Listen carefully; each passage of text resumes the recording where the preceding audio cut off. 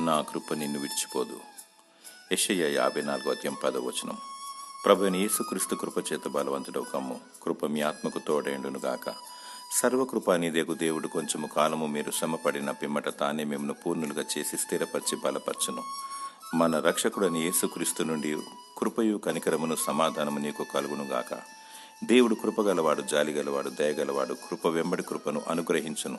తన ఉచితమైన మహాకృపను బట్టి నీకు రక్షణ, నిరీక్షణ మరియు నీ శరీరమునకు స్వస్థత దయచేవాడు. మానవులకు దేవుడు సమస్త అవసరతలను ఉచితముగిచ్చువాడు. సర్వము ఆయన ద్వారానే కలిగి ఉన్నవి. ప్రాణాత్మ దేహమునకు కావలసిన అక్కరలను మరియు పరలోక రాజ్యమును, పరలోక దీవెనలను దేవుడు నీకు అనుగ్రహించును. అడుగుడు ఇవ్వబడును. మొదట ఆయన నీతిని, రాజ్యమును వెదకాలి. అప్పుడు అవన్నీ నీకు అనుగ్రహించబడును.